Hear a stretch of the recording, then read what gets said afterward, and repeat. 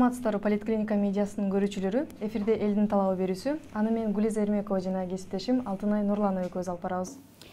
Политклиника медиасы элди аралап, алардын социалдык жана саясий маселелер боюнча алардын оюн угуп көрдү. Бүгүн биз бийлик өкүлдөрү жана элдин ойлорунун ортосундагы айырмачылыктар жана элдин чыныгы көйгөйлөрү жөнүндө сөз кылабыз. Бүгүнкү эфирибизге 6-чакырылыштын депутаттары Шайлообек Атазов жана Сайдулла Нышановду чакырдык. Ошондой эле жарандык активисттер катары Атай Самыйбек жана Тилек Токтогазиев болмокчу. Саламатсыздарбы, студиябызга кош келипсиздер. Эң алгачкы сурообуз бийлик өкүлдөрү менен элдин ортосундагы байланыш тууралуу болмокчу. Биздин сурамжылоого катышкандардын 71% бийлик өкүлдөрү эл менен аралашпайт деген позицияны карманышат экен. Ушул тууралуу кандай ойлойсуздар? Эң алгач сизден баштасак, Сайдулла мырза. Мен оюмча туура эле 71%. Себеби элде бир эле талап бар негизи. Эл түшүнүп калды, эми мындай прогресс болгондон кийин бардыгы түшүнүп өсүп атат. Мисалы 30 жыл мурунку менен бүгүнкү элдин талабы, элдин түшүнүгү, элдин добуш бериши, эл эмне каалайт экени мындай өзгөрүлдү да. Бир мезгилде көп саясатчылар элди мындай алдап эле келген. Элдер ишенген аларга. Бүгүн эл ким кандай басат, эмне кылат бар эмес, бир тобу жакшы ажыратып калды. Эми жана 71% деп атканыбыз бул туура эле, себеби элдин ошол үмүтү бийлик, ошол эл өкүлдөрү, депутаттар же болбосо райондун башчысы, областтын башчысы, министрликтер жөнөкөй карапайым эл менен ошол 30% деп атабыз азыр. Ошондой гана катышы бар, байланышы бар да. Эгерде бир кандайдыр бир ооруп калса, же бир маселеси болуп калса, суу керек болсо, сөзсүз ошол издеген жетекчини же бийликти таба албайт да. Даже депутатын да таба албайт. Ак үйдүн айланасында айланып жүргөндөр көп. Бирок эми ар ким өзү үчүн жооп бериш керек. Мен 2005-жылы биринчи жолу депутат болгом. Ошондон бери телефон номеру алмаша элек. Ошол мен шайланган чөлкөмдө баары телефонун билет, эгер билбесе жанындагы кошунасынан алат. Менин телефон түнкү саат 12-ден эртең 6-га чейин гана иштебейт. Башка мезгилде мен байланыштамын. Элдин талабы бүгүн ошол эл менен байланышкан адамдарды колдогусу келип, мына маселенин баарын чечиш кыйын. Ал үчүн сыйкырчы болуш керек да. Бирок аракет болсо, сөзсүз эл баягы өзүнүн ишин же болбосо колдой турган партиясынбы, же болбосо акиминби, айыл өкмөтүнбү ою пикири өзгөрүлөт да. Чоң рахмат. Тилек мырза, кийинки суроо сизге. 2001-жылдын 1-кварталында сиз ошо айыл чарба министри катары өкмөттүк структурада иштедиңиз да. Анан сиздин оюңузча ошол өкмөттүк структура менен калктын ортосундагы байланыш канчалык экен? Алардын байланыш деңгээлин кандай баалайсыз? Өкмөт менен элдин жакындыгын. Бул негизи ар бир ошол министрликте иштеп аткан кишилерге жараша болот да. Эгерде өздөрү ачык болсо, анда жакшы иштесе болот. Мисалы үчүн бизде суббота, воскресенье күнү сайын мындай дем алыш күн болсо дагы ошол күндөрү эл менен жолугуп, ошондо элдин мындай 10 минут, 15 минут сайын болсо дагы ошол 15 минут бөлүп берип аттым. Бирок 15 минут сайын жаңы кишилер келип атып, ошентип билбем, жүздөгөн кишилерди кабыл алаттым да. Анан ошонун артында дагы ошол кишилер аркылуу чын эле кээ бир жактарда коррупциялык механизмдерди, схемаларды аныктап, кээ бир жактарда кандайдыр бир мындай көйгөйлөр бар болуп атса, биздин кызматкерлер туура эмес иштер жазып атса, ошолор аркылуу маалыматтарды аябай көп чогултуп аттым да. Чоң тети туруктуу схемалар бар экен, ошолор жөнүндө да билип аттык. Анан ошол эл менен чогуу жүргөндө бул бийликке барган кишилер айтып коет го, мындай ажыдарга айланып кетет дегенчи. Эл менен чогуу дайыма жүрсөң, ошондо бул вакцина алгандай эле болот экенсиң да. Анткени аралашып, кээде атайын тиги кепканы кийип алып, шапканы кийип алып, тиги масканы кийип алып, таанымасын эч кимди эле мындай базарларды кыдырып жүрүп, бааларын реально өзүм көзүм менен көрөйүн деп, анткени сенин жаныңдагы кишилер деле алдап коюшу мүмкүн. Айтып коюшу мүмкүн да, баары эле жакшы дегендей болчу. Бирок өзүңдүн көзүң менен карап, кээде аралашып көрсөң, ошондо бул чыныгы мындай сен эмне болуп атканын баарын көрөсүң да. Антпесе чын эле кандай бийлик болбосун көп жерлерде ошол чоң катасы бар экен. Ошол жакшы кишинен дагы ажыдарга айланкан кишилер бул жанындагы айлана чөйрөсүндө жүргөн кишилер. Алар баары жакшы сонун силер сонун кылып атасыңар, туура чечимдер кабыл атасыңар деп эле мактап сактап жүрөр, кошомат кылып эле бул кишини мындай реалдуулуктан башка бир иллюзияга тартып салат. Анан эл мындай биякта дагы бир нерсени түшүндүм, мындай жумушту да бөлүштүрүш керек. Эч качан бир киши баарын чечишпейт. Ошо бөлүштүрүп делегирование деген бар го, мындай бөлүштүрүп салсаң, ошондо бул механизм иштейт. Анан дагы бир механизмди киргизип аткан болчумун. Ар бир жарандардан кайрылуулар келет. Ал кайрылуулардын келгенден кийин бир жумадан кийин аларга СМС келет. Канчалык деңгээлде силер канааттандырылды, бул өзүңөр маселеңер чечилдиби дегендейчи. Анан телефонго чалып өзүнүн бир услуганы алганда, кызматты алганда бирден 5ке чейин айтып койгула канча дегенде, ошондой мисалы үчүн 5 десе, значит маселе чечилди. 1 десе маселе чечилген жок. Кийин ошону биз мындай чоң бир система катары киргизели деп пландаштырып атканбыз.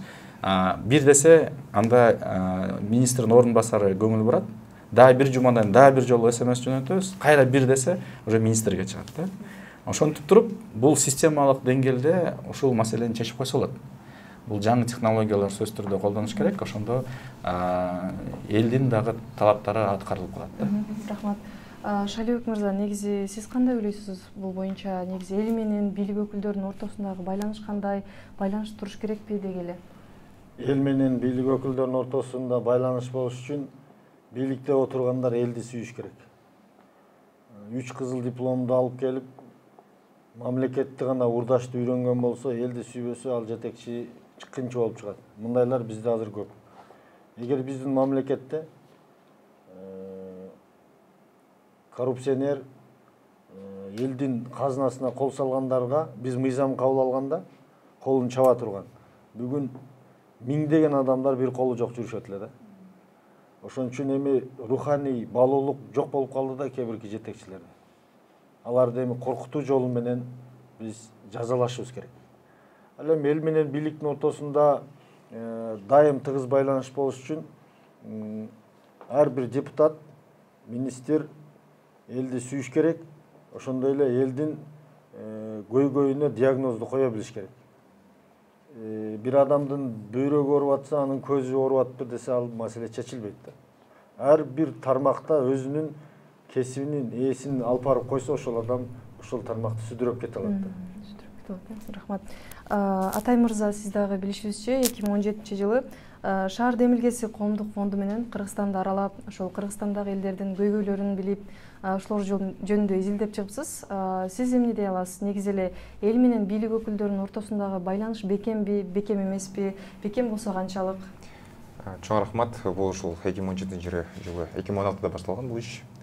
Анан ушул чоң долбоордун негизинде биз ушул Кыргызстандын 5 шаарын изилдегенбиз. Бул Токмок шаары, бул Балыкчы, анан Исфана, Баткен, Нарын. 31 шаарыбыз бар, 400дөн көбүрөөк айыл өкмөтүбүз бар. Анан эмнегедир азыркы учурда ошо инфополени байкап көрсөк, жалпысынан көбүнчө ошол Ош менен Бишкек. Ошол бизнес кайсы жерде болсо, саясий борборлор болгон жерде көбүнчө ошол курч маселе жана достучатын немеси. Мисалы, биз Бишкекте турабыз, азыркы биздин депутаттарыбыз менен тыгыз мамиледе болобуз, маселе чыксак сүйлөшүп алабыз.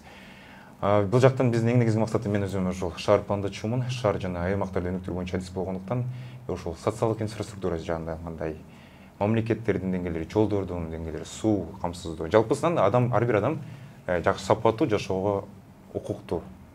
Жана мындай конституциялык жагынан дагы эң негизги принциптер бекитилген. Бул жана декларация о правах человека, бул ООН жагынан дагы, анан мындай динде дагы жазылган. Бүт жагынан дагы универсалдуу бир укуктар жана шарттар түзүлүшү зарыл.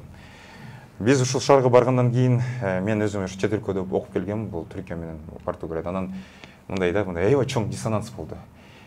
Өзүм да Кант Куту шаарынан, ал жакта биз ошо Кант шаары Кыргызстандын эң күчтүү шаарларынын бири, бул ошо экономика жагынан дагы бизде заводдор сакталып калган, анан человеческий ресурсы, адам капиталы жагынан дагы күчтүү бир болгондуктан мен Кант менен Ош менен үч эле шаарды билчүмүн. Исфанага барганда, Ошко барганда жол, сел, жакында эле сел дагы болду Исфана шаарыбызда. ыйманы саламат болсын өтүп кеткендер дагы. Анан суу жок, анан чоң көптөгөн ошол бизде таза суу деген программа бар, арис жагынан чыгарылган, мамлекеттик көп дүйнөлүк банк бериптир. Бирок эмнегедир бул имплементация маселеси. Бизнес ошол көп мындай жакшы ниеттен башталат, ошо жакшы ниет жарым иш, бирок ошо жарым иштин дагы жакшы аткарылышы зарыл. Бирок техникалык жагынан техникага негиздеме жок, анализ жок, анан кылып коюп туруп 1-2 жылдан кийин иштебей калат бул система. Анан Баткенге баргандан кийин 6 саат эле суу берилчү экен. Мен көнүп калгам. 12-де болобу, 1-де болобу душка түшөм. Анткени талаада жүрөсүң. Анан мындай эми суроого келели. Шарт аябай начар. Эл эч нерсеге ишенбейт экен. Ошон үчүн эмне үчүн шайлоого эч ким барбайт деген ошо.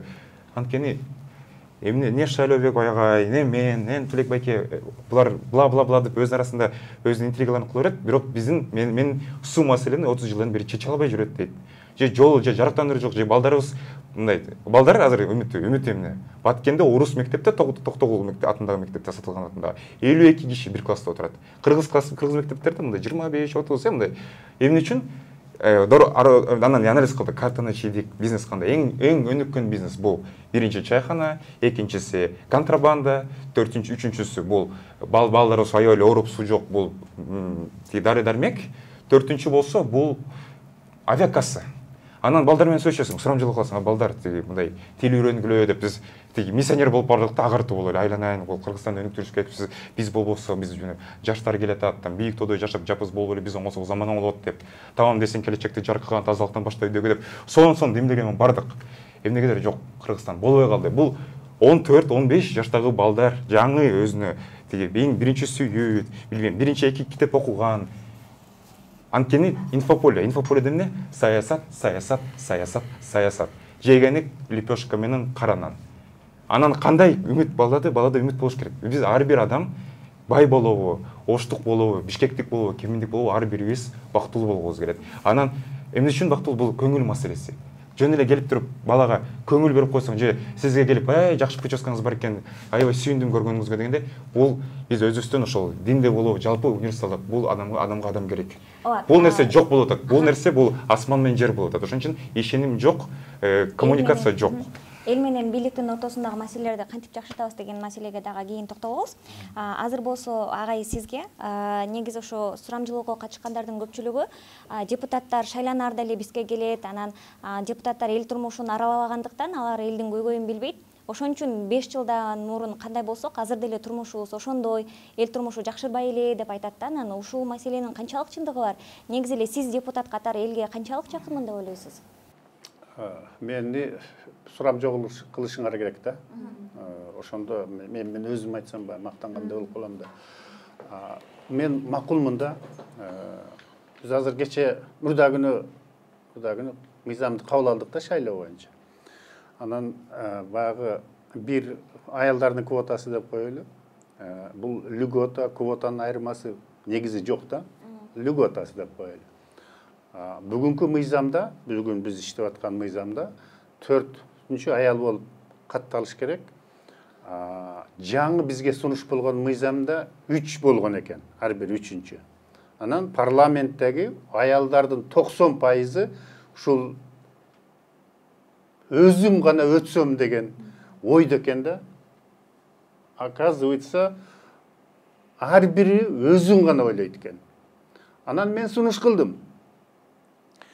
Бул квотабы, льготабы президент берип аткандан кийин парламент отуруп депутат болгон аялдар эмес, жаңы келе айткан мугалимби, врачпы, жаш кыздарбы, ошол квота, льгота ошолорго болсун. А сиздер депутат болуп 5 жыл отуруп, баягы Кыргызстанга таанымал болуп, мүмкүнчүлүктү алдыңыздар. Силер эл менен бирдей эле баргыла. Бирдей тартипте. А льготаны, квотаны ошолор алсын десем, ызылдашып жөн эле 90% болбой калды да. Мен түшүндүм, анда булардын фамилиясын эле жазып койбойлу ошол жерге. Кара эле ушулар келип отурсун, квота болгондон кийин. Дедим да, бул эмнени билгизип атат? Эгерде депутат эл менен иштесе, ал эч качан коркпойт. Эл колдоп бергенге даяр. Эл муктаж ошондой эл менен иштеп, эми бардык маселени чече албайт. Сыйкырчы болуш керек бардык Кыргызстандын экономикасын билесиздер. Ал эми ошол эл менен кабар болуп, барып, учурашып, же болбосо маселелерин көтөрүп, эл негизи көп деле нерсе талап кылбайт, бирок көңүл да эң негизгиси байланышта болуш керек экен. Ошону чечпестен бизде жанагы байланыш жок, телефонун билишпейт.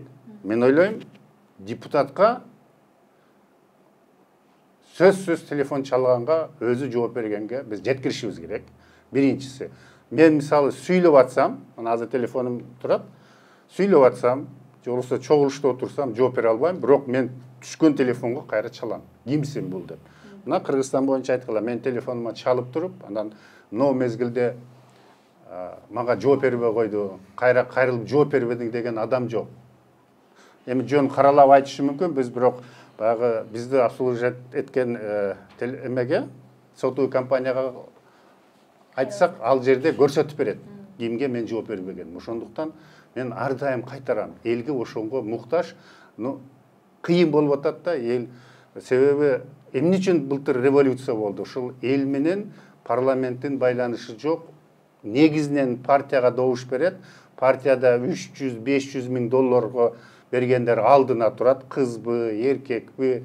Анан артындагы байкуштар, баягы кыргыздар айтат, эшек иштейт, ат жейт деп. Артындагы байкуштар иштейт, алдындагылар мандатты алып коюп элдин атынан сүйлөп турат. Ошондуктан элде наразычы. Бүгүнкү күндөгү билбейм 80 канча пайызын эл шайлаган эмеспиз деп атат. Биз буларды тааныбайбыз деп атат. Мени шайлаган балам, кызым өткөн жок депчи. Биз ошон үчүн кече мыйзамга өзгөртүү киргиздик. Азыр фамилиясына берилет. Мисалы Шайлообек Атазов, Нышанов Сайдулла деп, эгер сиздер кандидат болсоңуз сиздердики чыгат. Бирок ошонун льготасындагы жанагы президент бергенди дагы өзүлөр үчүн аял заты деп сүйлөйт экен, бирок өзүлөрүнүн фамилиясы үчүн колдонгусу келет экен да. Мен жалган айтсам, мына коллегам турат. Рахмат агай. Эми Шайлообек мырза сизге негизи баарыбызга белгилүү болгондой, жогорку кеңеш тарабынан жыл сайын көптөгөн мыйзамдар кабыл алынып турат. Ошол мыйзамдар канчалык деңгээлде мындай элдин турмушун жакшырта алды деп ойлойсуз? Азыркы буга чейин кабыл алынып келген мыйзамдар. Туура айтасыз. 6 жылдын ичинде 1000ге жакын мыйзам кабыл алынып. Биз акыркы 2-3 айда эле бир 20дан ашык мыйзам кабыл алдык. Мыйзамдардын көпчүлүгү эле ошо элдин турмушун оңдогондо практика жүзүндө аксап калып атат.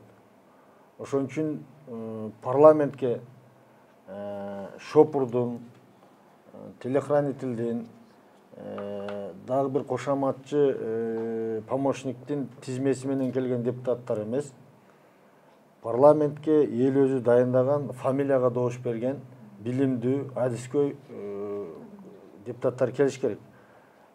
Билими болсо элдин арасында көйгөйдү билсе ал мыйзам жазалат. Анан кийин эмне үчүн парламенттик башкарууга бүгүнкү күндө каршы чыгып атат элдер? Себеби кайсы бир партияны шайлаганда арасындагы кандидаттар өтүп кетип атат депчи. Эми мына одномандатный болду, эми ар бир адам өзүнүн программасын, тарыхын көрсөтөт. Ал буга чейин эмне кылган, эмне кылат. Ошол эле элдин тандаган адамы парламентке келсе ошол мыйзам жазат. Бүгүн мыйзамдарды бир топтор чогулуп алып туруп, өзүнүн бизнесин коргош үчүн, өзүнүн ошол салыктан качыш үчүн ар түрдүү ыңгайлуу мыйзамдарды өткөрүп жаткан учурлар да бар. Азыр иним туура айтты, саясатчылар була дей берет депчи. Биз, мен лично 5 ай болду келгениме, ошо була деп жүргөн министрлерди урушуп атып, азыр көбүнө жаман көрүнүп атам. Була дей бербегиле иш кылгыла депчи. Биз бүгүнкү күндө мамлекетте жазылган мыйзамдарды эмес, мамлекеттик курулушту талкалаганга жетип калыппыз да. Бүгүн кече президентибизди шайлаганда эле эмнеге акча албай, адмирес колдонбой шайлап өттү. Үмүт менен бир шайлайлы. Ушулар патриоттор деп атабыз, мекенчилдер деп атабыз. Элдин үмүтүн актайм деп бүт бардык нерсени, тарыхын, тагдырды өткөрүштү. Үй-бүлөлүк дагы, өзүнүн дагы, ден соолугуна дагы зыян келип. Эми ушулар түшүнөр деп эл үмүт менен шайлап берди. Рахмат. Тилек мырза, сиз дагы бул процесске катышып калдыңыз. Негизи эле ошол парламент тарабынан чыгарылып жаткан мыйзамдардын канчасы элдин турмушун оңдоп жиберди, буга чейин кабыл алынган? Сиз кандай ойлойсуз ушул тууралуу? Эми бүт мыйзамдар парламенттен депутаттар ошол демилгечи болобу же өкмөт демилгечи болобу, бул мыйзамдардын ар бир мыйзамды негизи мындай өзүнчө анализ кылып чыгыш керек да. Ошонун анализинин негизинде анан биз биякта мындай аябай чоң бир суроо болуп калды.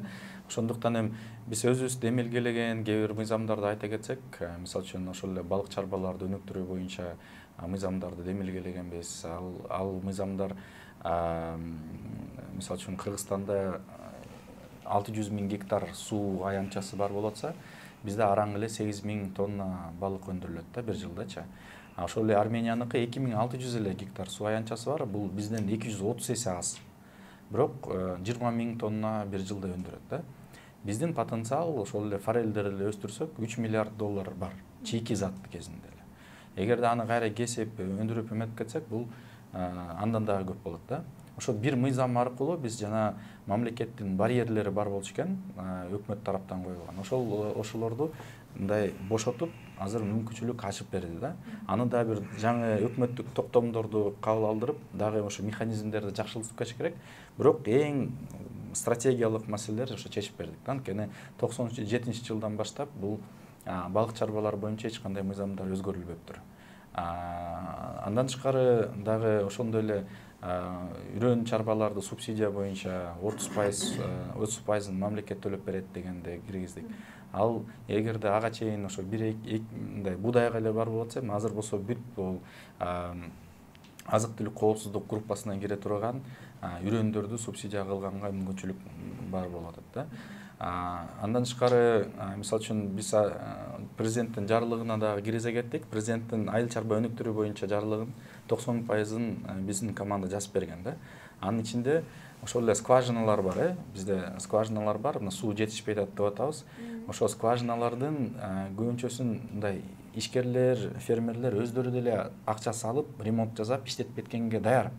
Бирок анын баары ГКПН, ал кезде ГКПН болчу, ошолор лицензия берчү да. Ал лицензия деген бул барьер. Лицензияны алыш үчүн азап. Анан ошондуктан булар биз ошо жарлыгына айыл чарба тармагына эгерде суу скважинаны колдоном десе, анда эч кандай лицензия жок, берилсин деп жарлыгына киргизип кеттик. Ал кийин кайра өкмөтпү же депутаттарбы аны мыйзам катары чыгарып туруп, анан ал кайра андай элге жакшы шарттар түзүп берет. Негизи мамлекет тараптан биз 4 эле нерсени жасаш керекпиз да. Бул мамлекеттик ресурстар бар. Бул мамлекеттик ресурстар барьерлер менен коюлуп, ошол коррупцияга алып барат. Канча көп барьерлер, шлагбаумдар бар болсо, ошончо коррупция көп болот да. Бул жер ресурстары аябай көп бизде, суу ресурстары аябай көп. Мамлекеттик активдер, ишканалар, көбүнчө мамлекеттик ишканалардын мен акыркы 3 жылдык бухгалтердик документтерлерин алгам. Биз анын аудит жасадык. Бүт барында практически коррупционный рисктер бар экен да. Эмне үчүн? Анткени кээ бир ишканаларда мисалы үчүн 400-500 гектар жери бар болсо, ошону буг баланска киргизбептир. Аны арендага берип койсо эле 6-7 миллион сом түшө турган жерлер да. Ошону көрсөтпөй, эч жакка чыгарбай, мунун баары сол чөнтөккө кетип аткандар да. Биз айыл чарбада эч акча жок дейбиз, бирок айыл чарбада эле мына импорттан, бул контрабанда менен алып келип аткандан мен орточо 20 миллиард сом жылда бюджетке түшпөйт экенди биз аныктадык да. Ундан эле 1 миллиард сом түшпөйт жылда. Эмне үчүн? Анткени мына Чоң Капкада, Ак Тилекте, Чалда бар жакта биздин ошол жогорку кеңештин депутаттарынын арасында дагы отургандар крышевать этип, кээ бир өкмөттүн ичинде да иштеп аткандар да крышевать этип, ошо туруктуу бир схемалар түзүлүп тур да. Мен ал маалыматты биздин ГСБК учурунда бергем. Мына бул компания боякта Восточный промзонада склады бар. Ушуну соккула. Бул бүт баарына байланыштары бар. Билебиз. Анын баарын жасаганда кийин мен түшүндүм, ГСБК дагы ошого мындай схемада бар болуп, ошол үчүн мындай карганын көзүн чукпайт дегенде бар болуп атыр да. Эми эгерде биз чын эле бир өзгөрүүлөрдү каалайбыз десек, өзгөрүүлөр аябай бат эле болот. Мамлекетибиз аябай бай, ресурстары аябай чоң биздечи. Бирок ошол ресурстар элге иштеш керек. Коррупционерлерге сол чөнтөккө иштебей, анын бир эле механизми бар. Ал ресурстар жанакындай конкурстар жарыялап атканда конкурстар ачык айкын өчүш керек. Биз мисалы үчүн тиги үрөн чарбалар боюнча 109 үрөн чарбабыз бар болчу. Комиссияны түзүп, кайра аттестация жасаттырдык. Комиссияга мындай жарандык коомдон ушул жакта күчтүү эксперттерди киргиздирдик эле. 40% үрөн чарба статусунан айрылып калды.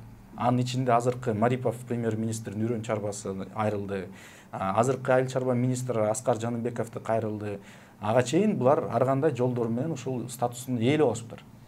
Ошондуктан бул акча ага чейин айтып атышпайбы, тиги биздин комиссия кошкон кишилер аларга ошол үрөн чарбадагы иштеген кызматкерлер айтыптыр. Мурун пакет менен эле акчаларды даярдап койчу экен. Көрдү деп туруп бир койду же тиги уйду же жылкыны союп туруп жакшы тозуп аябай сыйлап коюшту экен. Ошо менен 109 үрөн чарба статусту алыптыр да. Анын 40% жок болуп калды. Ошондуктан барын жасаса болот, бирок муну ачык айкын саясатта жүрүш керек. Биз башында эле 3 принципти бекиткенбиз. Ачык айкын иштейбиз. Экинчиси дайыма отчет берип турабыз элибизге жума сайын. Андан тышкары үчүнчүсү бул биз результатка мындай алып келе турган ишти жасайбыз деп, жөн эле сөздөрдү сүйлөбөй результаттар жасайбыз деп. Анан кечиресиздер, Садылбек аке айтып кеткендей бир эмеге бул айымдар боюнчачы, бул өзгөчө мындай маанилүү бир нерсени айтып кетейин. Кыргызстандын тарыхында айыл чарба министрлигинде биринчи аял министрдин орун басары болуп мен сунуштап дайындадык да, Бермет Турсалиеваны. Ал эже 8 жылдан бери бүт Кыргызстандагы аймактагы дыйкандарды жакшы билет, өзү баарын билет да. Ошол эжени чакырганда кадимкидей министрликте атмосфера дагы өзгөрүлдү. Кадимкидей коллективде иштеген аялдардын дагы духу башкача болуп калды да. Өздөрүнө ишенип, анткени ага чейинки жалаң эркектер болуп, катуу сүйлөп, орой сүйлөп, тийишкен бир учурлар дагы бар болчу экен. Эркектер аялдарга тийишип, мындай ошонун баарын мындай баланс кылганга алып келди да. Менин оюмча керек болсо өкмөттө дагы, керек болсо эмеде дагы, жогорку кеңеште дагы сөзсүз түрдө жанакындай квоталарды бекитиш керек. Анткени спортту деле алсак, эч качан аял менен эркек бир күрөшпөйт да. Бирок бүт жерде тең, футболдо дагы эркектер ойнойт, аялдар өзүнчө ойнойт. Аны аралаштырган болбойт, бирок сөзсүз түрдө алар аялдардын үнүн парламентке айта кеткендей мүмкүнчүлүктөр бар. Рахмат. Атай мырза буга чейин ошо Сайдулла агай дагы айтты, бардык эле конокторубуз айтып жатат. Бийликтин иши менен элдин ою мындай дал келбей калган учурлар көп болот депчи. Эми ошо бийлик эл менен бийликти жакындаштырыш үчүн эмне кылыш керек? Бийлик кандай кадамдарга барыш керек эл менен жакын болуш үчүн? Жалпысынан айтып кетели, биз ошо жаман көрөбүз го. Эли жамандыгын критика кылыш оңой, мындай депутаттар, чимкириктер депчи, жалпысынан. Көп эле угабыз. СМИде комментарий ачсаңыз эле, биз Шаймбек атайыбызды дагы дерски деле жакшы колдогондор дагы бар, колдогондор дагы бар. Бул жашоо, турмуш. Демек, бирок мыйзамдар бар. Мына бул жакта бизде ошол өкмөттүн алкагында бул аябай Кыргызстанда эң жакшы бир система түзүлгөн, бул патент системасы. Патент системасы мен өзүм чет өлкөдө окугам. Түркияда бизнес ачуу же Европада бизнес ачуу же Америкада бизнес ачуу бул өтө көп эле мындай опять кайра эле ошо лицензия көп да, өтө кыйын. Өзгөчө сен чет өлкөлүк болсоң. Кыргыз болуп анан чет өлкөдө бизнес ачуу бул практически невозможно да. Же чоң коррупционер болуш керексиң, ал жана акчаны берип анан атайын. Же биздин ошо кеде министрлерге окшоп. Азыркы учурда бул нерсе система бар. Сонун бир система. Бир күнү келесиң, 3 айга 4000 сом төлөп коесуң, болду, башың оорубайт. Бул страховой полис. Патент да эле ошондой. Фиксированный сумма, хоть 7-8 миллионго чейин такча берсең болот. Бирок элдин ошо жок система түзүлгөн, бийлик менен система бул. Бул нерсе биздин эң чоң проблема бул коомдук келишим. Мыйзамдар, конституция, биз анда мындай да, кандай десем, биз ошо рынокко чыксак да эреже бар да. Биринчи мындай эме бар, мындай бул нерсе болот, бул нерсе болбойт. Конституциядагы мыйзамдар, кодекстер, корутундулар бүт баары коомдук келишимдин бир негизинде. Биз ошо бир коом, биз бир 198 миң чакырымдагы бир элбиз, мындай 80 улутубуз бар, 6 миллион кишибиз бар. Ар бирибиз субъект, гражданский жалпысынан карап койсок.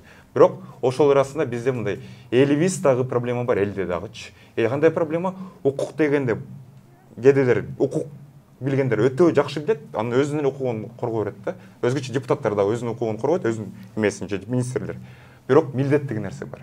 Мен ошо кандай милдет жарандык милдет дегенде эмне? Бул салык төлөө.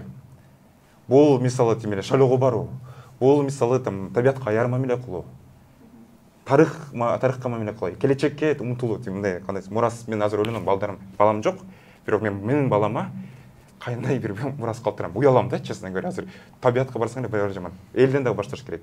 Пейилибиз кичине мындай бузулуп кеткен да. Анткени бирөө байса, ай могу бир урдаган дейт да. Кечирип коюңуз. Күнү түнү мен мисалы ишкер катары 3-4 саат иштеп атам азыр. Сезон эткени. Кыйналам, эметем. Анан бирок кедегеде тендерлер 5,5 миллион сом, жалпы анан баары ойлойт, ошо 5,5 миллион сом чөнтөгүмдө дейт. Кечирип коюңуз, жакында эле бир тендерди көрдүм. Баалары кымбаттап кетти. Арматура болобу, эме болобу. Мен минуска өтпөгөнүм, салык төлөдүм, страховой полис өтөдүм, зарплата бердим, 22 000 сом төшөккө түштү. 15 000 сом аялыма мен алып бердим велосипед. Все, спорт менен алектенсем. Все, анан 7 000ге продукт алып бердим, кампага барып. Ушунчалык жыргадым, минуска кетпедим деп. Бул анан мындай да система. Келишим түзүлдү. Вопрос не в законах, вопрос в кадрах. Же ошо тиетте. Бир эле кагазды мына айтам, бүт барып закон менен, ладно мен законду бузуп атсам. Ишкерлер келет. Бир жумалык ишти кылыш үчүн 3 жума уруксат алат. Эми ошо кантип жакын болуш? Жакын. Бул нерсе биздин эле 3 принцип деп койду, бул экөөбүз. Ачын акычык айткан система, цифровой век. Азыр биздин ошол бүт жерде мисалы кагаз могу чуркабай, кабинеттерде турбай, очередте турбай, депутаттарга чалбай, нафиг мамлекеттин эмесин системасын бизде мындай көнүп калганда биз мамлекетпиз депчи. Ар бир чиновник өзүнүн хан сезет да. Биз ошол система цифровизация процесси жалпысынан ачык айкын түшүн жалпы тил менен түшүндүрүп бериш керекпиз. Бул керек, тиги керек. Бул жалпысынан эл дагы кичине окуш керек да. Анткени биз мындай да эң негизгиси бул да Нельсон Мандела айткан жашоону же дүйнөнү өзгөртүүнүн эң күчтүү куралы бул билим, бул агартуу. Менин жеке кыскасы болсо мына политикага кирбей эле коеюн, бул агартуу. Тилекке каршы биздин мунубуз же биздин балдарыбыз муну бакубат Кыргызстанды көрбөшү мүмкүн, бирок биздин чөбөрөлөрүбүздү узак мөөнөттүү стратегияны түшкөн. Анткени мыйзам азыр биз мындай лобби болуп атат да. Мына мукомольный бизнес былтыр киргизип койду. Анан там тигилер киргизип коет, бирок узак мөөнөттүү. Кыска мөөнөттүү стратегия бар 5 жыл. Узак мөөнөттүү, орто мөөнөттүү. Биз азыркы учурда кыска мөөнөттүү ойнош керекпиз, кышты кантип жашайбыз депчи, кантип өтөбүз деп. Кризис. Мындай стратегияда айтып коеюн, бийлик бир дагы бир Словакия жардам бериптир, кечирип койгула. Словакия бир дагы мындай эч айтам да, мен изилдөөрдө монографияларды карап көрдүм, инструменттерди карап көрдүм, кышта кантип үйүңөрдү кандай кура саласыңар. Мамлекет бир дагы нерсени чыгарбаптыр. Чыгарганы биздин улуу элбиз, кумтор, тиги-пуги айланайын практикалык нерселерди жазгылачы. Бизге мисалы субсидияга билим агартууга эффективдүү мондай куруучуларга үйүмдү кандай жылытам, огородумду кандай колдоном, сууну кандай үнөмдөйм, система полива кандай болот. 95% чыгарган нерсе бул донорлар, гранттар. Анан жайлап атат да ушул гранттарды. Булар эме же мына библиотека. Биз азыр китепкана атайын келдим эместерди. Бул нерселерди чет өлкөлүктөр кылып атат. Мен планетарий боюнча Чыныбек Акунович менен жолуккам деген. 3 жылдан бери айтып атам, бизде бир да Кыргызстанда космос тили деп жүрөбүз. Биз 30 жыл ичинде бир дагы планетарий, бир дагы китепкана ремонт кылабыз, эптеп. Бүтө мен барганда бүт китепканалар кимди ремонт кылып, жайзат кылыптыр, жайка кылыптыр. Аны мен уялдым, кыргыздар биз өкмөттө эмне кылдык? Жол салабыз, 1-2 жылдан кийин мен көрөм да, же былтыр Биримдик партиясы бизге мондай ачып койду. Анан азыр канча бир 7 айдан кийин анан детская площадка бир 10 күнүн калгандан кийин детская площадка кылып койду үйүмүздүн жанында. Анан алып кетип калды. Анан песочница класстеп топурак төгөм менен кум төгүп койду. Бул ошол өзүнүн дарыметин түшүрүп койду, ошончо эле эмне үчүн түшүнбөйт. Өзүңөрдүн ишиңерде эгер бийлик жөн гана депутаттар эмес, жергиликтүү өз алдынча бийлик, министрликтер, ведомстволор хотя бы ушул принциптер биздин ошол мурунку экс-министр айтып кеткендей хотя бы 20% кылсын, биз мен Куршевер же Балиге алып баргыла деген жокпуз. Иштегенге уруксат бергиле, шарт түзүп бергиле. Сайдулла мырза, сиз ошо 2005-жылдан бери депутат болуп келатам деп айттыңыз. Анан жогоруда сөзүңүздө дагы мен эл менен жакынмын деп айтып жатасыз да. Бирок бул эл менен жакынмын деген сөз бардык депутаттарга эле айта албайбыз мындай сөздү. Анан эми кийинкиде ошо депутаттар эл менен жакын болуш үчүн эмне кылыш керек деп ойлойсуз? Эми биз сөздү туура түшүнүшүбүз керек да. Мисалы өтө билимдүү тилек, азыр мен аялдарды жана квота талашканын айтсам туура эмес түшүнүп туруп, мен аялдар келсин деген келбесин деген жокмун. Мен аялдар келсин, ошол квотаны жаңы кандидат болуп чыккан аялдар колдонсун деп атам. Туурабы же туура эмеспи? Силерде шанс болот. Ал депутат болгон аял уже Кыргызстанга таанылды, башка жака таанылды, мүмкүнчүлүктү алды да. Мен ошол аялдар өзүбүзгө деп ыңгайлап атат. Маселени түшүндүңбү сен? Өзүлөр уш кайра калып калыш. Лобби деп атасың. Андай болбош керек дейм да, биз жаңы поколенияны чыгарышыбыз керек. Анан жакындыгы. Азыр бир нерсе айтып коеюн. Айдар беле? Атай бир жерин өзгөчө белгилеп кетти. Билимди биз күч алдырышыбыз керек. Шу балдарыбызды бала бакчадан баштап тилди да, билимди да жакшы беришибиз керек. Эң болбогондо ошол орусча, кыргызча, англисче сүйлөш керек. Эч болбогондо биринчиси. Экинчиси, эгерде биз ушул мойдон кала берсе, мектептер биз келечекте жакшы парламентке жаңы депутаттар, ар шайлоо болгон сайын 80% алмашат, жаңы күчтүү кыздар, балдар келбей калат. Бул биринчиси. Анан жана бийлик менен депутат канча, мисалы мен мына Кудайдын алдында айтайын, мен 2015-жылы Атамекен партиясынан кандидат болгом. Кыргызстан боюнча эң көп добушту мен алганмын. Биринчи добушту. Бирок 1 сом бербей алганмын. 1 сом берген эмес мына. Элдин алдында дагы сурап көрсөңөр болот. Эл менен иштеш керек. Эл менен байланыш болуш керек. Мына мен башында айткандай, сен сыйкырчы эмессиң бар маселени чечкенге. Бирок бирөө ооруп калса, бирөө милицияга түшсө, бирөөнүн башка насос иштебей калса, бирөөгө таза суу же трансформатор алар чалат. Биздин кылганыбыз ошол министерство, ведомствого чалып эле дайындап ушуну карагыла деп бирөөбүз чалып койгонубуз эл үчүн бул мындай бир көңүлү көтөрүп калат экен да. Бир жолу кылган эмгегиң элден 10 эсе болуп кайтып келет да. Бизде эмне үчүн маселе жаралып атат? Эмне үчүн былтыркы 6 октябрдагы маселе болду? Себеби партиялар бизнеске өтүп алган, акча чогултат. Мен башында да айткам. Акча бергендер келет, акча бербегендер иштеп кала берет. Эл өзүнүн колдогон кызы менен баласын парламенттен көрбөй койду. Маселе ошонго келди. Мына кече мени колду. Жок, мен 1 сом берген жокмун. Анда проблема системада эмес экен да, проблема ниетте экен адамдар. Адамдын ниетинде. Ошондо мыйзамды зачем өзгөртүш керек? Жок, биз өзгөрттүк. Мындай болуп атат да. Мисалы мына угуп турам. Мына тилек менен 20-жылы сен Атамекенден койдуң кандидат бол. Бир-эки кандидатыңар бизде азыр мына шайлоо көкөбүзгө коллега кээде бакылдап калат. Мен мынча акчам жок кылдым деп. Маселе партияда мен алдыраак турган үчүн келип калдым. Эгер артта болгондо келбей калмакмын да. Мен депутат болчумун да. Себеби мага сунуштар башка жактардан болгон. Мен өзүмө выгодный жагын айттым. Алдыракта болсо турам депчи. Эл мага добуш берди. Эл добуш бергенде мен биринчини алдым. Менден башканын баарынын колунан жетелеп чыгарды. Экс премьер-министрлерди, экс вице-спикерлерди добуш албады деп. Мени чыгара алышкан жок. Ошондуктан азыр биз ошо элге мүмкүнчүлүк бердик, фамилиясына бергенгечи. Мына азыр парламент бир топ башкача болот. Себеби эл кимди кааласа ошолорго добуш берет. Парламенттин иштөө методу дагы эрежеси өзгөрүлөт. Себеби Тилек экс-министр айтып атат, мына көп нерселерди башынан өткөрүп көрдү да, бирок кыска иштеп калды. Но парламентте бизде мыйзамдардын көпчүлүгү башка жактардан көчүрүлүп, анан бир топ адамдардын кызыкчылыгына дагы көбүнчө жазылып калат да. Азыр парламент көбүрөөк иштеш керек дагы. Себеби дүйнө өтө тез алмашып атат да. Мына былтыркы эреже быйыл уже болбой атат, келбей атат да. Биз эртеңкиге даяр болушубуз керек.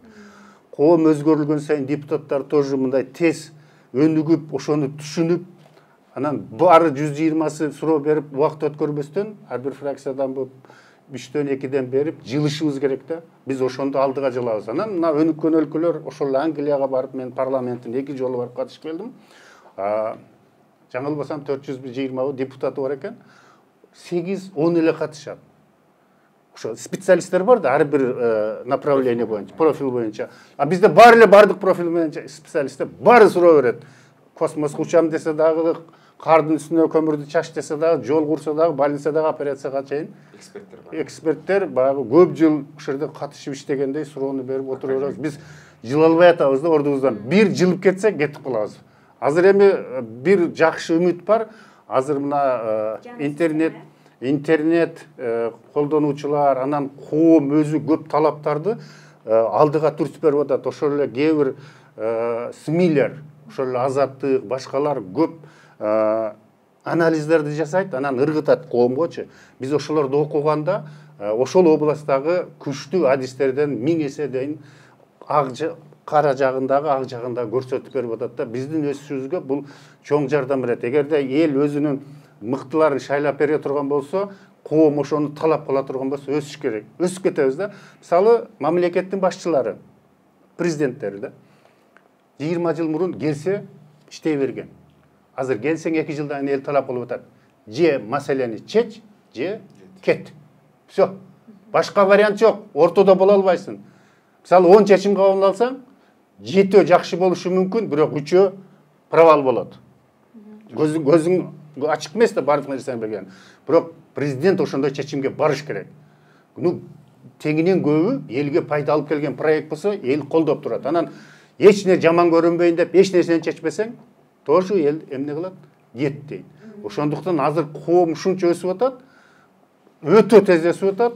Мына көрөсүздөр, 5 жылдын ичинде Кыргызстанда чоң өзгөрүүлөр, алдыга жылуулар болот. Аны ким алып барат, ким кошо болот, ал башка маселе, бирок эл ошонго өзү даяр болуп калды. Мисалы, мен жакында Чаткалдын жаштары менен жолугуп келдим, бир 10 күн мурун. Чаткалдын жаштары дүйнөдөгү маселе талаптарды коюп атат ошол жерде. Себеби интернеттен бар алып, мына материалдарын, размерлерин, талаптарын, кандай болсо жакшы болот, кандай болсо кен элге иштейт, кандай болсо экологиялык катастрофалар болбойт, жана хвостохранилищелерин кандай кылыш керек, кандай дополнительный защиталарды коюш керек, элге 50 жылдан кийин зыян келбешинчи ошолар көрүп, ачып дүйнөнүн талабын көрсөтүп атат. Мына депутаттар, урматтуу министрлер, губернаторлор кичине взятка алып эле кете бербестен, муну карагылачы, элдин талабы депчи. Аны көргөндөн кийин, конечно, элдин талабын эл эгер көзүнө сайып турса, көрөлө болуп калбаса, аткарат. Эфирде колдонуп бир нерсе койсо, как раз ошон үчүн келгенбиз, депутаттар келет деп. Биз өткөндө жакын биз жаңы бийлик келип туруп тарифный политиканы өзгөртөбүз деген. Свет боюнча. Анткени биз уже система кышында да аябай нереально деп аткан. Көмүрдү жагып биз ыштан өлүп атабыз да. Анан мындай айткан, мындай айланайын туугандар, мындай сайт отпойсо жаңы технологиялар. Эмне үчүн биздин ошо бийликтегилер келгиле. Бул мындай программа бар да, биз айтканбыз, сунуштаганбыз. Ошо теплоизоляция полов болгон, биздин ошо экономияга, энергияны туура материалдарга нулевой ставка кылгыла, киргизели, кымбай арзан кылайлы. Эл колдонсун. Анткени бул азыр мисалы мен деле өзүм жеке үйдө жашайм, теплопотери 65% меники. Азыр ушунда бизде деле көбүндө эмне кылайын деп атасың? Бул жакта ставка, нулевой ставка кылгыла. Эмне кылайын деп өткөрөйүн деп атасың? Биз 4 жылдан бери чуркап жүрөбүз. Кантип өткөрөсүң? Вот стермен аркылуу жардам берип келип, тартып жазып. Биздин арабызда бүт бардыгы коррупционер, арак заводдун башчысы, көмүр завод топтогондор келип алса кантип өткөрөсүң? Ладно, давайте по сути, да, азыр мен айтып коеюн. Бүтүрөйүн, байке. По сути, эгер профессионал адамдар жогорку кеңеште жок болсо кантип өткөрөсүң? Ошол маселе. Азыр мен айтып. Биз айтып атабыз, билимдүү деп, мына билим алайлы.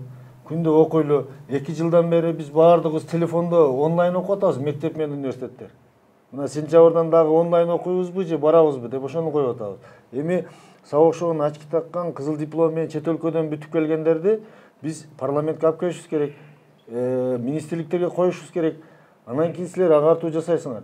Силерди качан гана ошол бийлик өкүлдөрүнүн арасына алып чыгып, мына Тилек канча убакыт министр болду, элге сиңдиби? Эл бааладыбы?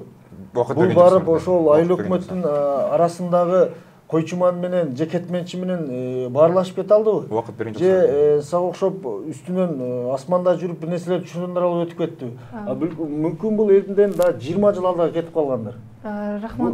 Мен айтайын деген баягы эл менен бийликтин жакын болушу үчүн биринчи очередте эл шайлоодо парламентке профессионалдарды алып кириш керек. Бүгүнкү парламенттин 95% арак завод менен көмүр заводдон келгендер.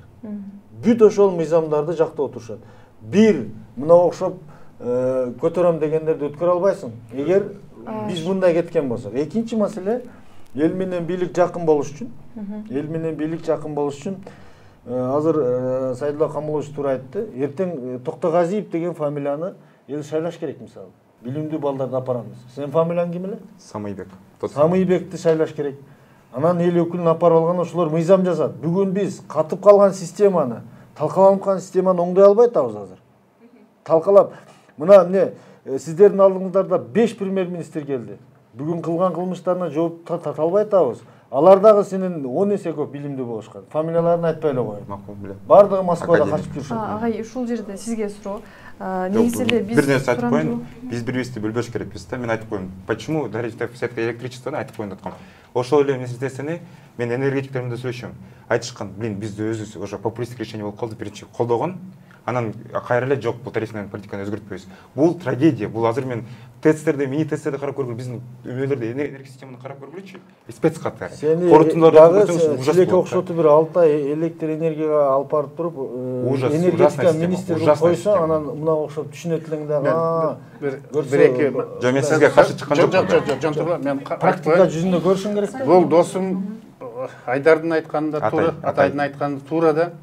Эгерде биз бүгүн Атайдын оюндагыдай мамиле кылбасак, 3 жыл тире 5 жылдан биз кор болобуз өткө. Туура. Кезектен жүрөсүң деп. Ооба, туура. Трагедия, бул трагедия. Мен сени түшүнүп атам. Сен де билимдүүлөрдү бүгүн алып коюшубуз керек. Биз бүгүнкү күндө кыйкырып атабыз. Кадр маселеси. Жаңы чакырылыш келет да, ошол жактан билимдүүлөр келет деп үмүт кылабыз.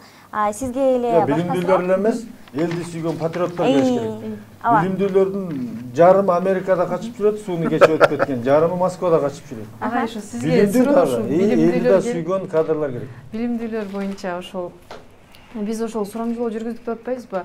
Ошол сурамжылообуздун натыйжасында эң көйгөйлүү 3 маселенин ичинде жакырчылык, коррупция, анан чек ара маселеси кирди. Ошол акыркы окуялардан кийин биздин көпчүлүк элдерибиз аябай коркуп калыптыр ушул чек ара маселеси боюнча.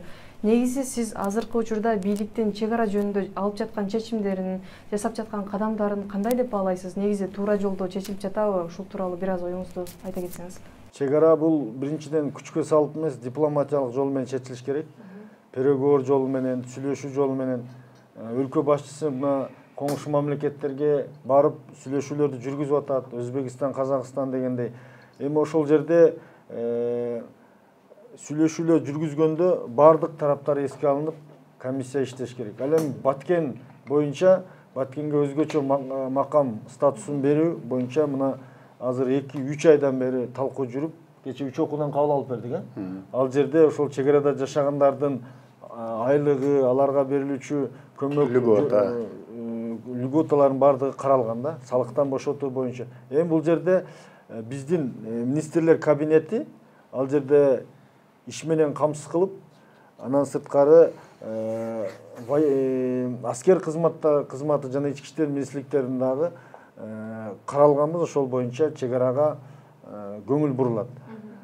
Деги эле мамлекет башчы тарабынан буга чейин өзү негизи ушул чек ара маселелери ведомстволук комиссиялар менен чечилиш керек эле. Азыр баягы кырына келип туруп эми бул аракеттер болуп атат. Тилек мырза, ошо Баткен окуялары болуп жатканда сиз дагы социалдык тармактан аябай активдүү болуп жаттыңыз. Сиздин оюңузча ошо чек ара маселесин бийлик кантип чечти? Сиз мындай азыр элдер чечкен жок деп эле айтып жатышат да. Сиз ошо жарандык активист катары бийликтин кадамдарын кандай бааладыңыз? Деги эле чечилдиби ушул маселе? Эми Камчыбек Ташиев тарабынан аябай мындай кээ бир учурларда эмоцияга алдырылып, мындай ички саясаттан упай топтойм деп туруп кээ бир сөздөрдүн кесепети катары жана чек арадан жаңжалдар чыгып атты да. Ошондо мен эгерде Камчыбек Ташиев УКМКнын чоңу болбой эле же мындай башкача бир чиновник болсо, азыркы статус-кво УКМКнын жөнөкөй эле УКМКнын чоңу эмес, бул президенттин досу эмес, бул эле мындай жөнөкөй бир УКМКнын чоңу болсо, досу болбой. Анда менин оюмча биздин жогорку кеңештин депутаттары аны жумуштан алуу боюнча процессти мурун эле баштамак да. Бирок статус-кво ушундай. Депутаттардын көбүнчөсү коркуп атандан, жалпы эле элди азыр коркутуп, үркүтүп жүрөт. Ошону менин оюмча мындай негизи жанакындай өзгөндө айтып алган сөздөрүнөн, ошонун кесепети катары кичинеден кийин эле тиякта конфликт башталды. Головной жана суу сактагыч боюнча Марипов дагы сөзүн айтып алды, туура эмес сөзүн. Ошол менен сөзүнө мындай кийин болсо туура эмес айтылып аткан сөздөр алар бизге кан чыгарып аткан мындай иштерге алып баратты да. Бул мындай уголовный кодекс боюнча кылмыш болбосо дагы моралдык жагынан бул чоң кылмыштар бар да. Ошондуктан ушул кызматкерлер жоопко тартылгандай болуш керек болчу да. Жок дегенде жумушунан өздөрү отставкага кете тургандай болуш керек болчу. Анан чек ара боюнча маселелер дайыма дипломатиялык жолдор менен чечилиш керек. Бул кошуналар менен биз кызматташыш керекпиз. Кошуналар менен соода тармагын биринчи күчөтүш керекпиз. Соода канча күчтүү болсо, анан бирок сол чөнтүккө кетпей. Мен учурунда ошо министр болуп турганда Кызыл Кыяга эле бир мобильный пост коелу. Анан ошол жакта бүт грузовой фуралардын баарын регистрацияга каттоого киргизебиз. Давайте ошондой мага ошону бергиле, биздин жазайбыз деп Новиковго кайрылган болчумун да. Бирок тилекке каршы муга мындай мүмкүнчүлүк бербей койду. Ошондо биз Баткенди аркылуу Тажикстанга, Өзбекстанга кетип аткан бүт груздар өтүп аткандагы, кирип аткандардын дагы жанакы Кызыл Кыядан бүт бары Баткенге кирип чыгып аткандардын баары ушул Кызыл Кыядан билинет да. Анткени бир эле жол бар. Ошол жол узкая горлышко деп коет. Ошол жактан эле баары билинет. Негизи баарын көзөмөлдөш үчүн 3 эле пункт керек бизгечи ошондой. Бул Кызыл Кыяда, бул эмеде Чышкан деген жерде, анан Сосновкада. Ошол 3 жерде жакшылап көзөмөлдөө автоматизированный бир системаны коюп алсак, мисалы үчүн башка жерде жана рентгендер Баткен окуясын азыркы бийлик алдын ала алат беле, ошону бултурбай койсо болот беле? Албетте болот эле. Албетте болот эле. Биякта күчтүү дипломаттарыбыз керек бизгечи.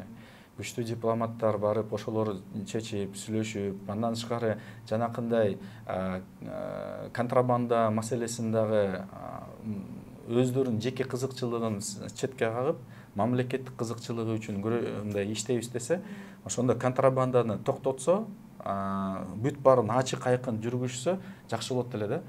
Анткени аякта мен түшүнгөн боюнча аябай чоң дагы маселелер бар. Аякта наркотрафик дагы бар болушу мүмкүн. Сайдулла агай ошол убакта дагы айтып жатышты да, эмнеге жогорку кеңеш мындай шашылыш түрдө, чукул түрдө жыйын өткөзгөн жок, булар каякта жүрүшөт, тиякта Баткенде согуш болуп атса депчи. Анан ошол убактагы жогорку кеңештин ишмердүүлүгүн сиз кандай баалайсыз? Мындайда бардык нерсени ичинен билиш керек да, бизде сыртынан айта беришет да акылы. Мисалы, Тилек мырзанын да көп сөзүнө мен кошулбайм. Азыр популистический айтып атат. Эч качан айыл чарба министри жолду контроль кылган эмес. Бизде эле эмес, дүйнөдө андай жок. Фитосанитарный контроль деген бар. Анан фитосанитарный контролдо көзөмөлдөө бүт көзөмөлдөө. Эми болуп турду, ал границанын четинде болуш керек ал. Жок, ичинде дагы базарда эмне сатылып атат экенин көзөмөлдөш керек. Жок, ал эми трассанын андай укугу жок, эч качан болгон эмес. Мен айыл чарба министрлигинде. Анан экинчиси бүт контрабанда жүк, ошол финансовый полиция, башка күч органдары менен сүйлөшүлгөн. Эгерде сиз акча бербесеңиз, сизди биринчи рейсте өтүп кетишиңиз мүмкүн случайно, бирок экинчи рейсте эч качан өтпөйсүз. Сизди кармап телевизордон көрсөтүп, мына 100 кара колго түштү дейт. Бул бардыгы уюшулган дейт. Бардыгынын өзүнүн долясы бар. Ошон үчүн ушундай иштерге келген. Экинчиси парламент кандай иштеди деп, чимде парламент кандай иштеш керек? Акыбал оорлошуп кетти ошол мезгилде. Кандай иштеш керек суроо да? Кандай иштеш? Жок, акыбал оорлошуп кетти. Биз анан күч органдары же болбосо башка премьер-министр башканы чакырып алып, а жерде сөз алыша турган мезгилде эместе, мындай мезгилде парламент тынч туруш керек. Ушул күч органдары, башка службалар координация кылып элге жардам бериш боюнча маселе чечилет. Камчыбек Ташиев боюнча өзүңүздүн оюңузду айтып коюңузчу. Азыр ката кылдыбы ошондо? Ката сөйлөгөн сөзү. Ката болуп атат да, болгон үчүн ушунча проблема чыгат. Жоопкерчиликке тартылыш керек беле? Эми анда жоопкерчиликке тартылган убакыт келгенде келет. Мындан мурунку жетекчилер дагы сиздин позицияңыз кандай? Эми убакыт келгенде чечилет. Азыр мен айтып коеюн, анан баягы күч органдары биздикилер 3 ай мурун сигнал болгон экен. Ошо головнойду булар мындай ачыгын айтышыбыз керек, басып алабыз деген план менен келген экен. Эми силерге айтылбай турган маселе бар эле. Биз фракция лидерлери, президент бул маселе боюнча жашыруу мындай жабык эшикте талкууларды өткөрдүк. Көп айтып атат, Кыргызстан тараптан жоготуу көп болду деп. Эми ачыгын айтып коеюн, мына бизден аларда көп болду. Бизде жана головнойдо бир удардан көп жараныбыздан айрылып калдык. Ал эми алардыкы именно военныйлерден болду. Ошондуктан алардын тилегин ташкап, кайра чыгып кетти. Негизги планы ошол жерлерди басып алабыз деп келген. Эми азыркы баягы сүйлөшүү боюнча бийликтеги наразы туура эмес деп атабыз. Президент барды деп да көп критикалап атат да, бирок президент өзүнүн кандай десем, ошол авторитетин кетирсе кетсин, маселени чечейин деп барды. Кийин 5 жыл, 50 жыл өткөндөн кийин барган эмес деп колун барып сунуп барды. Давай чечейли, границаны тактайлы, мына салынып аткан үйлөргө дагы деп. Ошол эле мезгилде биз азыр Кыргызстан тарап бүт мүмкүнчүлүк, акча каражат, башка техника, даже ошол местный жарандардын бардыгын подготовкадан өткөрүп, булардын дагы ушундай маселесине даярдык көрүп атабыз. Бул бизге кичине чыгым алып келиши мүмкүн, бирок биз эмне кетсе кетсин, бирок биз ошол 1 метр жерибиз, 1 сантиметр жерибизде элибизде сактайлы деп аракет кылып атат да. Эми бир тараптуу бийлик макул деп турса бир өлкөнүкү, экинчи өлкө макул болбой атат да. Бул мисалы эки баягы келишимди биздин мамлекеттин жетекчилери айтыптыр. Кайсы мезгил силерге туура десеңер, кайсы мезгилдеги протокол ошол менен чечейли десе, экөөндөн тең макул эмес, өзлөрүнө выгодный мезгилди бул жерден, ал жагынан өзлөрүнө выгодный мезгилди айтып атат эки протокол менен. Анда Кыргызстан уткуруп коет да. Андай болбош керек. Бир протокол менен чечейли десе, мына кечээ да барып чече албай келди. Эми алар кол койбосо, жакалап кол койдура албайт да.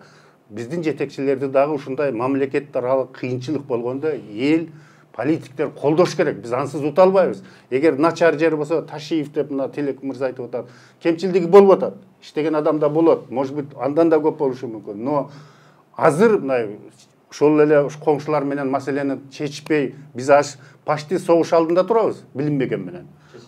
Чечилген жок. Экөө тең эки жагында тишин кайрап турат. Биз билбейбиз кандай болуп бүтүшүн. Мындай мезгилде биз ынтымак болмоюнча чече албайбыз. Бир суроо можно, да, мындай да. Бизде мен силерди критика кылгым да келбейт. Мен зачем мирный житель да, саясатчы эмесмин. Бул жакта мындай маселеде өзү сиз айтып атпайсызбы, ушундай кыйын учурларда биз бир мындай муштум болуп жардам бериш керекпиз, мекен үчүн коргош керекпиз деп. Даярбыз. Ошон үчүн салык төлөп атабыз. Ошон үчүн жүдө эле какка бар, бирок кой салыгымды төлөйүн. Аскерлердин, депутаттар миллиондогон кеткен акчаларын аппаратка кеткен соң макул иштеп атат деп.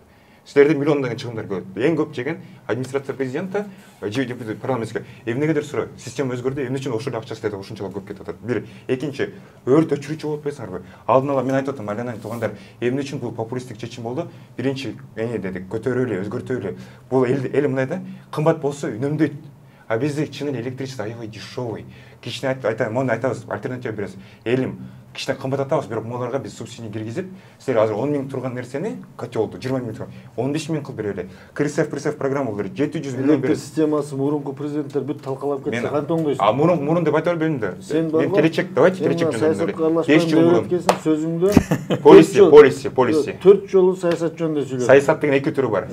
Politics, policy деген бар. Эми ал терминдерди колдонгон менен жашоо жүзүндө саясатты түшүнбөгөндөн кийин аны сүйлөш. Кантип түшүнүш керек беке? Саясатты азыр мен айтып коеюн. Негизи биз эконом кылмайынча электр энергияны жеткире албайбыз. Эң жакшы нерсе эконом. Мен быйыл Жалал Абадтан келетсем, кафеде 26 лампочка күндүзү күйүп турат. Токтогулда. Мен айттым эсине, өчүрүп койбойсуң десем, да тыйын, арзан эле дейт. Ошон үчүн кымбатташ керек. Бирок ар жактан суу кетип атат ошон үчүн. Төлөшсө кымбатташ керек дейсиңби? Ооба, кымбатташ керек. Кымбатташ керек, бул жетип турат. Кымбатташ керек, аябай кымбатташ керек. Үнөмдөйбүз ошону. Ошону кымбаттатабыз деп 2010-жылы айтканда ошонун айынан революция болду. Бирок урдаганда. Эгер таптаза болсо, эгер Садыр Жапаров айтып атпайбы, мен таза иштейм. Таза иштесең, колдоп беребиз. Согушчу азыр. Биринчи экономду үйдө ошол колдонуу маданиятын үйрөнүшүбүз керек. Анан мына чек ара боюнчачы, урматтуу журналисттер, бул чек ара ар бир мамлекеттин өзүнүн ички сыры болуш керек да. Ошол сырды мындай жерде баардык биз айта бербейбиз да. Мисалы, ошол коңуш тараптан чабуул болгондо 8 стратегиялык объективди сактап калды. Ошол Тилек айткандай, головнойдон баштап башкасын сактап калды. Биз чек ара кызматына, бөрү отрядына рахмат айтышыбыз керек. Батырларча туруп берди, бир кадам арка таштабастан. Анан эми бүгүнкү күндө ал бул фамилияны жамандай берген менен, мисалы, сиздин досуңуз барбы? Досуңуз барбы? Сиз досуңуз камалып калса, досум, сен ордуңа отурайын, сен чык деп айта аласызбы? андай сөздү айтыш аз да. Достук деген бар. Эми мындай да. саясат деген бар. Эми караңыз, Деген саясат сиз бар. дос жөнүндө сөз кылган үчүн айтып атам. Мамлекеттик кызыкчылык. Эми караңыз, дос жөнүндө сөз кылган үчүн айтып атам. Мамлекеттик кызыкчылык үчүн ошол мына бүгүнкү күндө миллиарддаган долларларды алып кеткендерге бүгүн жаңы мыйзамдарды кабыл алып атабыз. Бүгүнкү күндө биз парламентке азыр ар түрдүү сөздөрдү айтып кеттиңер. Бүгүн биз октябрдагы төңкөрүштөн кийин мына бүгүнкү парламент 4 жолу кабыл алып беришти. Мыйзамдуу талаага киришти. Сүйлөгөн сөзү Баткендеги эмени мындай себепкер болду. Баа бере турган учур келет, ага эл баа берет. Сиздин оюңузча. Өзгөндөгү сөзгө лично сиз баа бере албайсыз. Сиз барго ошол 6 ай министр канча Биз суунун баарын жаап салабыз. Сиз Буларга буяка мондай алып бербейбиз деген бул кандай сиз сөз болду? КМБнын ишине аралашпаңыз. Сиз өзүңүз Болду уже. министр болуп иштегендеги учурда ошол айыл чарбасын эптей албаганыңызга жооп беришиңиз керекми? Эл талабы жок туугандар. Кандай эптеп албагандар? Ошон үчүн иштен алды да сиз. Эмнеге Талашууну ушул жерден токтотсок кийинки суроого өтөбүз. Анан эми контрабанда Биз 100 боюнча күндүн ичинде Туугандар жасаган биз эл талабы деп айыл чарбада эмнени кыйраттыңыз? 100 күндүн ичинде жасаган иш менен азыркы жарым жылдан ашык Айыл чарбада эмнени кыйраттыңыз? Эмнени арзандатыңыз? Жок, жекелик өтпөйлү келиңиздер. Жекелик өтпөйлү. ФСК долбоор Сиз азыр 30 миллион доллар. таможня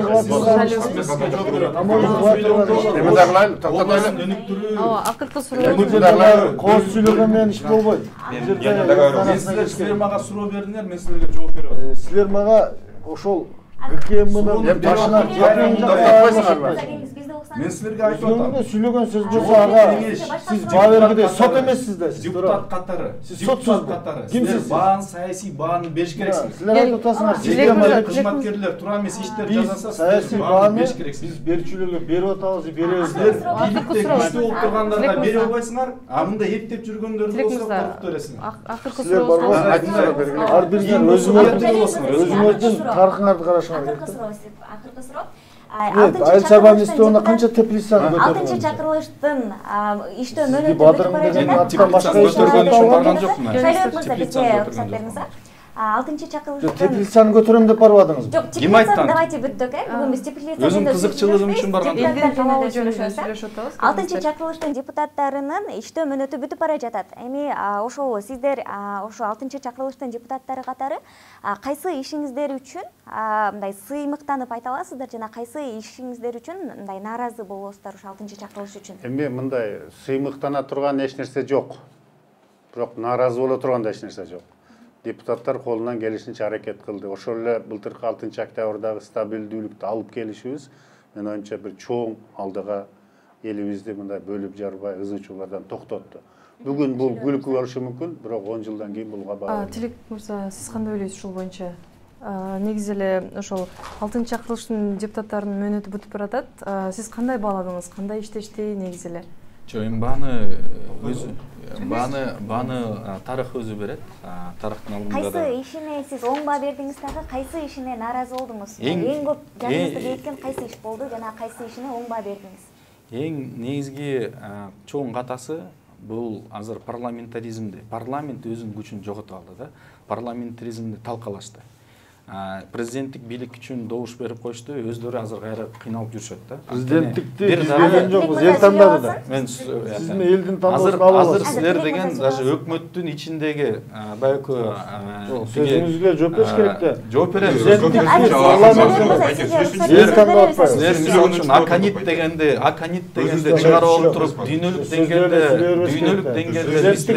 Азыр Тилек мырза сүйлөп алсын, коноктору. сиз мындай маданиятты жогорку кеңештин депутаты. Маданияттуулукту сен көрсөтүп атпайсың. Жогорку кеңештин депутатысың. Эми укпаса мен балам менен тең экен укпай атат. Мен уктап Сөз мен айтам токтой. Сен да токтот. Кайсы оң ишин баалайсыз, кайсы ишин оң катары баалайсыз? Эми мындай көп ар кандай мыйзамдар кабылданган. Прогрессивдүү мыйзамдар бар болчу. Анын ичинде бул кандай десем, ошол эле жана бул визаны бошоткон боюнча Кыргызстанга ар кайсы жактардан мамлекеттерден туристтер келген боюнча ушуга окшогон мыйзамдар кабыл алынган да негизичи. Бул жакшы, бул өнүктүрүүгө алып келген. Дагы эми мындай ар бир секторда ушундай мыйзамдар бар болгон, жакшы нерселер жазалган. Бирок эң негизги катачылыгы өзүнүн парламент болуп туруп өзүнүн күчүн жогото алган, ушул эң чоң ката болду да. Анткени азыр мына айтып атпаймынбы, министрди жумушунан ала албайт, зам министр жумушунан ала албайт, эч кимди жумушунан ала албай калды. Анткени мына Аканит боюнча дүйнө жүзүнө биз уят болгон министрди жумушунан ала албай коюшту. Баары наразычылыкты көрсөтүштү, баары чечим добушту берди, а бирок министр дагы эле отурат. Бул эмнени көрсөтөт? Бул жанакынтип өзүнүн мүмкүн жеке кызыкчылыктары үчүн же кээ бир коркуу сезимдеринен жана ГКНБшниктер буларды кызып эметип койсо, аларга каршы сөздөрдү айта албай, анан эптеп артында крыша жок кишилерди эле соккулаган эле болуп калат. Эми ага андай эрктеле кереги жок да. Рахмат. Шайлообек мырза, сизчи? Мындай сүйлөгөндөчү факт менен сүйлөш керек да. Мисалы бул жигит айтып атат, тилекчи парламент дейт, парламент Конституцияны кабыл алганда дейт, парламентаризмди талкалады дейт. Парламент талкалаган жок. Эл президенттик башкарууну тандады. Канча пайыз тандады? Эл тандаган система, башкаруу системасын биз кантип каршы чыгабыз? Эми караңыз, бул жерде ишине сиз оңба бердиңиз. Мен экинчи айта турганым, биздин парламент, мен 5 ай иштедим. Мына ушундай эксперт болгон диванный батырлардан тажады да. Азыр айтып атпайбы, ГКМБдан коркот да. Биз Кудайдан башка эч кимден коркпойбуз. ГКМБ, Ген прокуратура кимди айтса, факты менен айтсын. Эмне үчүн бул парламентти мактап атат? 2010 жыл парламент болдуңар, фракция болуп келдиңер, бүт министрлерди бирден фракциялар бөлүп алдыңар. Ата мекенге мына бол депутат болуп калдыңыз анда. Эми мен ошол элдин добушун алган үчүн болду. А булар келип туруп эми ошол ар бир министрликти басып алыш керек дагы, бул отуруш керек. Иштетпеш керек. Эл бул партиялардын башкаруусунан тажап, анан президенттик башкарууну тандады. Бул элдин тандоосуна каршы чыкпаш керек да бул жигиттерчи. Жогорку кеңештин кайсы ишине нааразысыз? 6-чы чакырылышпы? 6 жыл иштеди да?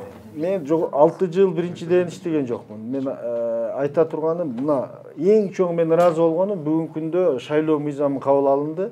Ошол жерде эл ошол фамилияга добуш бере тургандай кылып шайлоо мыйзамын кабыл алып таштады. Рахмат. Экинчиден конституция өзгөргөндүктөн ошол ар бир министрликтердин иштөө мыйзамдарын бүгүн 50ден ашык мыйзам кабыл алынды. Алардан туура көпчүлүгү чийки ойдон өттү. Себеби каникулга чыгып кетип аткан ошондой болду. Мактана турган да мыйзамдарыбыз абдан көп болду. Эми сындай берген менен иш болгон жерде адашуу болот. Сындай берген менен ал болбойт. Биз колдун келишинче, билимдин жетишинче эл өкүлдөрү кабыл алып берди. Аны аткарууда калды маселечи. Рахмат агай чоң. Эми акыркы суроо ошо Атай мырза сизге. Негизи эле 6-чы чакырылыштын мөөнөтү бүтүп баратат. Сиз 6-чы чакырылыштын депутаттарын кайсы ишин бааладыңыз, ал эми кайсы ишине нааразысыз? Ушул тууралуу кыскача айта кетсеңиз. Биринчиден ар дайым өзүмдү ошол жөн гана бир адам катары эмес, ушул мындай суроолор берилгенде Кыргыз Республикасынын жараны, Кыргыз Республикасынын атуулу салык төлөөчү катары. Анткени мен адам катары шайлоого бара дегенде шайлоого барчумун. Мамлекет кандай токтомдор чыгарылса, ошол бүт макул булар ажаларыбыз, бул биздин саясий элитабыз, бул Кыргызстанды өркүндөтө, гүлдөтөм деген адамдар деп. Эмне кылса, 2016 жылы референдум болду. Бир жолу конституцияны өзгөртүп, макул дедик. Мен каршы чыккам, өзүмдүн саясий, өзүмдүн жарандык укугумду билдирдим. Анан жаңылтуусунан, жалпысынан айтсак. Мындайда бизде ошо айтып атпайбызбы, 10 жыл болду, анан парламенттик система өзүнүн ишин аткарган жок деп. Мамлекеттик 30 жыл болду. Президенттик мамлекеттик системасында биз 20 жыл иштедик. 20 жылда кыйраттыкпы? Кыйраткан жокпуз, бул менин пикирим. Анан азыр кайра эле президенттик система өткөн. Биз айтып атпайбыз, прогрессивдүү агартыш керекпиз. Бүткүл дүйнөлөр прогрессивдүү, мен окуп келген, жаңы эле технологиялар өнүгөөр дегенде мамлекеттин деңгээли азаят. Депутаттарды айтып атпайбызбы, 6 эле 7 депутат келет деген. Бул өз байке өзү айтып койду. Өзү эле ошондой жооп берген. Бизде жалпысынан көп сөз, бок сөз болду. тилекке каршы бизде ошол ПЗЗ, генплан, мен өзүм жеке айтам, өзүм кечирип коюңуз. Маданиятты сүйлөсөңөр. Сиз дагы маданиятты сүйлөңүз. Мен азыр сизди не прерывал, унчукпай турдум. Эми саясатка аралашпадым дегенден кийин Мен азыр сүйлөп атканда биз азыр бул жогорку кеңеш эмес, мен азыр өзүмдүн жарандык укугумду колдонуп атам. 1 мүнөт бериңиз, аны сиз сүйлөңүз. Чоң рахмат. Деген мындай да биз ошол мен өзүм келдим 2006-жылы. Мындай мамлекет үчүн деп иштеп келейин дедим да. Макул деп аябай көп мыйзамдарды, чет өлкөлөрдү Торонто системасын, Казань, тетиги мурун аксакалдардан уже келип аксакалыңыз ушу китептерин өзүңөрдү интервью ала алайын, Сагынбай Каралаевден жаздырып койгонго, айланайындар, берип койгучу билимди, өзгөртөлү. Бизде 31 шаардын бир нормальный генпланы жок. Азыр Ошто дагы башалган. Мыйзамдар иштеген жок. Айттым өзү. У нас бизде көп популисттер болду. Популисттик система.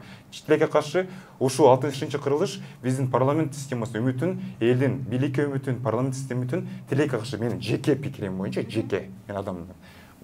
Текке чыгарып туруп жокко кылды. Урматтуу көрүүчүлөр, белгилей кетсек, Политклиника медиасы буга чейин элди аралап сурамжылоо жүргүзгөн. Сурамжылоонун натыйжасында бүгүн биз эл менен бийлик өкүлдөрүнүн ортосундагы ойлордун айырмачылыгы тууралуу сөз кылдык. Студиябыздын коноктору Жогорку кеңештин депутаттары Сайдулла Нышанов жана Шайлообек Атазов, ошондой эле жарандык активисттер Атай Самыйбек жана Тилек Токтогазиев болушту. Келип бергениңиздерге чоң рахмат. Политклиника медиасы ушул тема алкагындагы талкуулар мындан ары да уюштурмакчы. Саламатта калыңыздар.